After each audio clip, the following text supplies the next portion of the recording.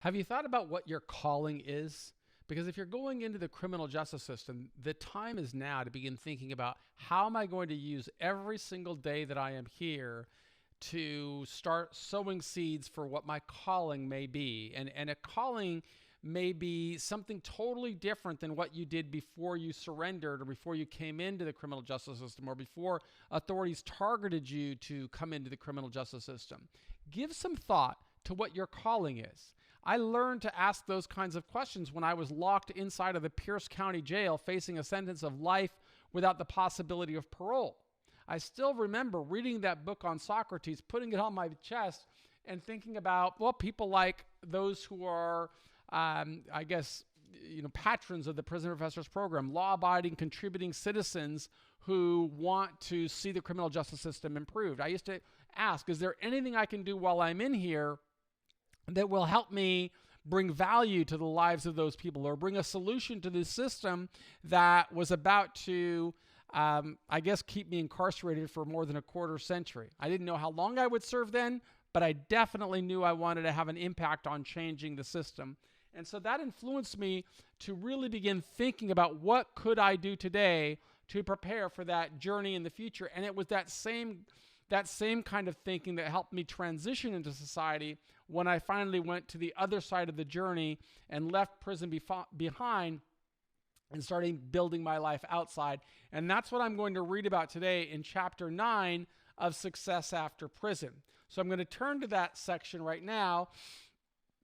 So in this chapter, I'm reading about to change the criminal justice system, we need to create more alliances with like-minded people. And chapter 9 of Success After Prison reveals the path that I took to build such collaborations. And I'm going to start by talking about San Francisco State University. Improving the outcomes of America's criminal justice system would require a significant investment in advocacy. In my view, those changes would require a multi-pronged approach to reach many people, including citizens. The citizens in our country paid the taxes that supported all government agencies. Those citizens wanted community safety, but didn't fully understand what happened after a judge sentenced a person to prison. To improve outcomes of the prison system, we would need reforms. Those reforms would be more likely if citizens supported the initiative. With social media, I hoped to help taxpayers understand why it would be in society's best interest to offer more mechanisms allowing people in prison to work toward earning freedom. I'd also have to influence legislators. Voters elected officials that would represent them in Congress. Those members of Congress would deliberate changes they could make to improve outcomes for all citizens. We needed changes that would incentivize people in prison to work toward earning freedom. Those incentives should lead people to work toward reconciling with society and making amends for the laws they broke. If the people in prison made progress, reforms would allow them to earn incrementally higher levels of liberty. And practitioners, people who build careers working in the prison system, influence whether programs succeed or fail. If people working in prisons define success on the job as protecting security of the institution, they strive to control every aspect of the prison. That would include what a person reads, who a person visits, and how a person lives.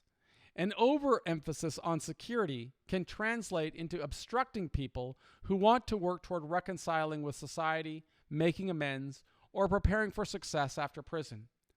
To change the culture of prisons, we need to influence how people who work in prisons think about the people serving sentences. And that's the fourth group, people. People serving sentences get bad messaging while they're inside. Policies within the system suggest that no path to redemption exists and that society does not welcome people convicted of breaking laws. Other people in prison adapt to that culture, sending a message that the best way to serve a sentence is to forget about the world outside and focus on getting through the sentence. This mindset leads people to adjust to the culture of confinement rather than to preparing for success upon release. To make a change within the system, I would need to build tools, tactics, and resources to reach each of those four different segments of the population. With social media, I worked to reach citizens in the broader community. Yet effective advocacy meant I would also need to influence people working within the system and those who legislated laws that led to funding the system. Knowing the influence of academia, I began writing unsolicited letters to university professors within driving distance of the San Francisco Bay Area, including from Sacramento to Silicon Valley. I wanted them to know of my commitment to working toward making a change. By broadening my reach, I hoped to have a more significant influence on helping people understand how we could work toward improving outcomes for all stakeholders of the criminal justice system. Those stakeholders included every citizen in society, those who worked in prisons, and those who served prison sentences. If the university professors thought it would be helpful, I offered to visit and provide students with the perspective of a person who served time. Many students who majored in criminal justice wanted to pursue careers in corrections, probation, or other law enforcement professions. I knew the students would have read many theoretical textbooks on corrections or different sociological theories. Listening to someone who could share firsthand experiences might contribute to their educational experience. Dr. Jeffrey Snipes from San Francisco State University responded to my letter. He led the Criminal Justice Department at SFSU and invited me to visit the university. Jeff's email encouraged me. As of 2013, I had never stepped foot on a university campus. I looked forward to meeting Jeff and experiencing a university campus for the first time. My case manager at the halfway house authorized a pass for me to visit SFSU. When I visited the university for the first time, I could appreciate more fully how much the bad decisions of my youth had cost me. The crimes I committed led to my separation from society for multiple decades. Still, I believed it was never too early and never too late to begin contributing to making things right. The thousands of students walking around the campus had so much promise. Many of them would go on to do great things in society. I felt grateful to be in their midst. I met Jeff and his colleagues in one of the university's small conference rooms. They listened as I told them my story for about an hour. Following my presentation, Jeff surprised me. He asked if I would like to work at SFSU. I didn't quite get his question. I went to the campus with thoughts about contributing as a guest speaker. Instead, he asked if I wanted a job. During my presentation, I told Jeff about my entire journey, including my obligation to the halfway house. For that reason, when he asked if I wanted a job, I assumed he was trying to do me a solid, offering me a position in maintenance or something like that, something that would allow me to accumulate hours. Jeff surprised me when he clarified the offer, saying he wanted me to become a part of the faculty. Universities had a considerable influence on my adjustment while I served my sentence. Despite not experiencing life on campus, university professors gave me enormous hope ever since I enrolled in my first undergraduate course at the start of my term. When Jeff offered me the teaching position, I sensed an opportunity to expand my mission. When I asked what prompted him to offer the job, he told me he had known of my work for over a decade. As a graduate student, he said his professor assigned books I wrote as required reading. I considered it essential to share that message with people in prison. The decisions they make every day can have an enormous influence on their prospects for success in the months, years, and decades to follow. I didn't know Dr. Jeffrey Snipes when I started serving my sentence, nor did I know anyone at San Francisco State University. Yet by writing books while I served my sentence, I sowed seeds for the future. They led to connections that I didn't even know existed. People in prison should always think about the relationships between today's decisions and tomorrow's opportunities. After accepting Jeff's offer, I began laying out the course I would teach. He authorized me to design any type of course that would relate to my journey.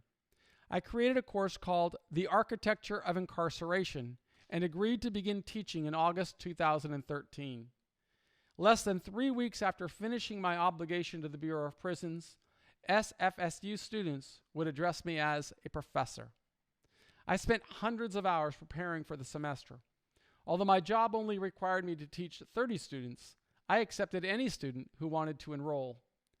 Teaching opened opportunities to influence people who would devote their careers to criminal justice, and I wanted to serve them well.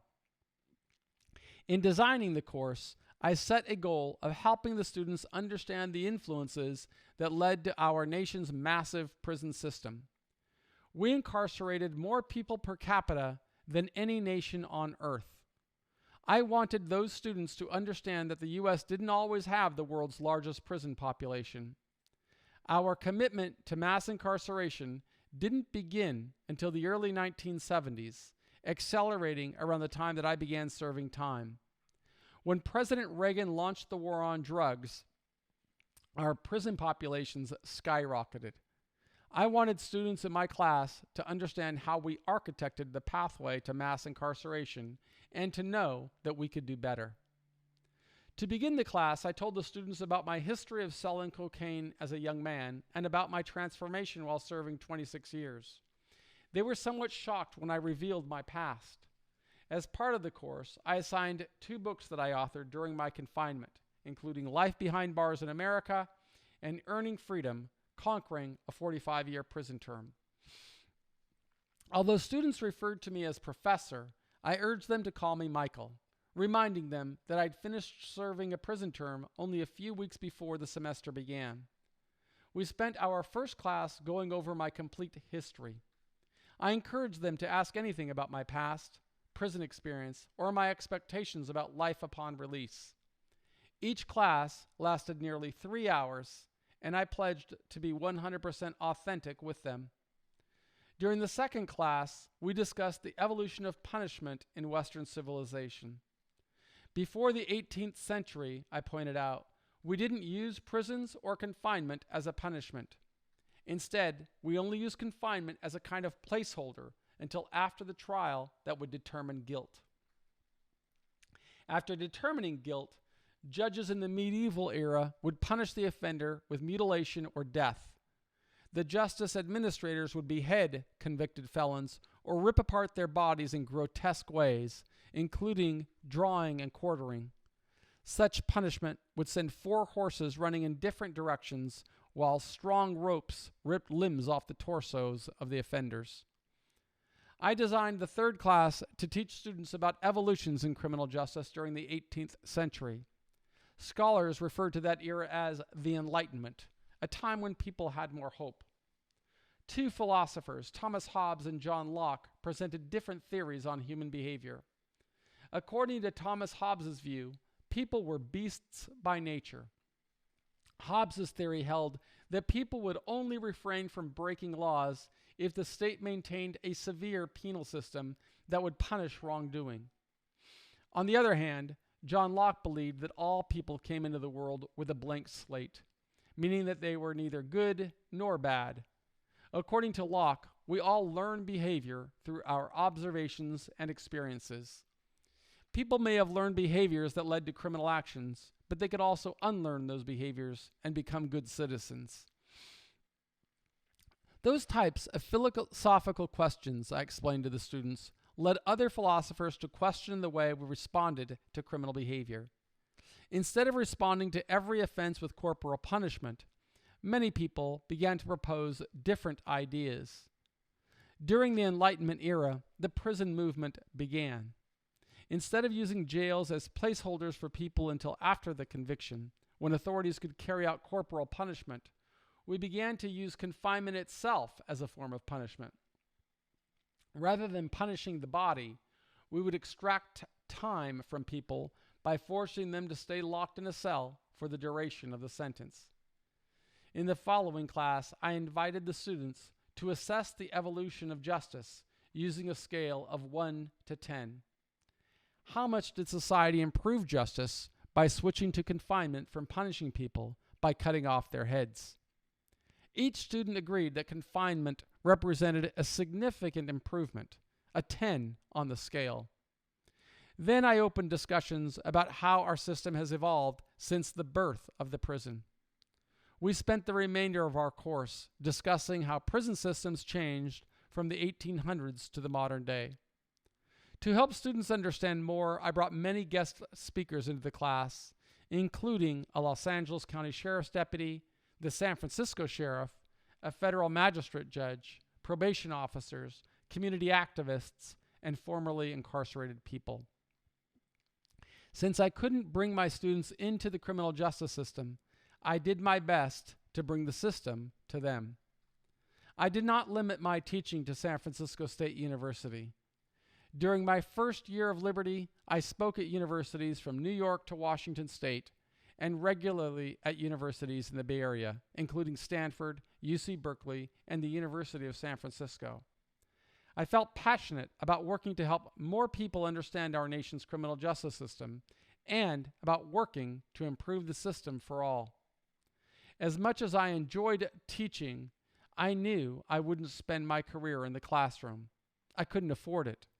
As an adjunct professor who taught only one class on campus, my pay capped out at less than $12,000 per year.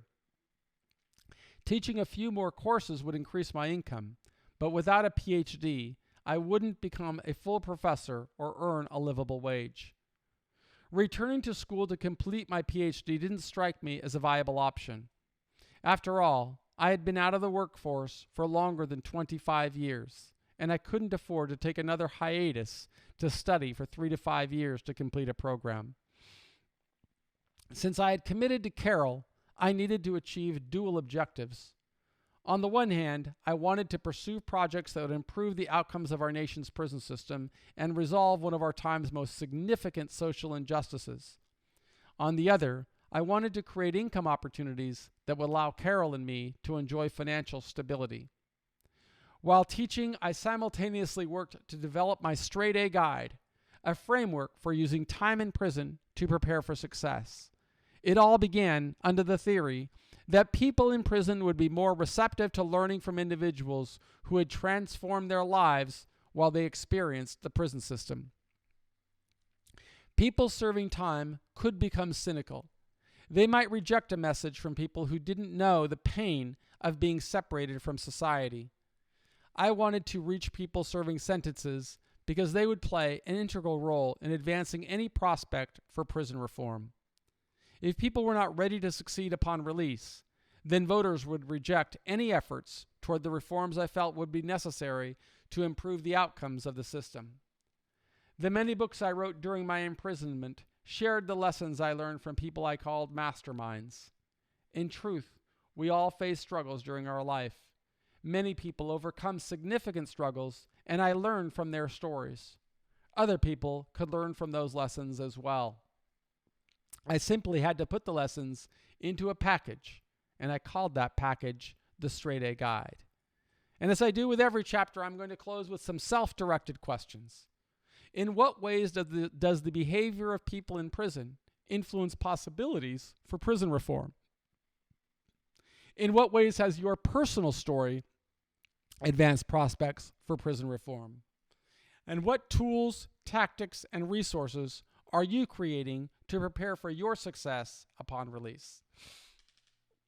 So if you're still reading this course or going through this course with me and you're inside of a jail or a prison, I hope that you will give some time to kind of meditate on those 3 questions that I ask at the end of every chapter.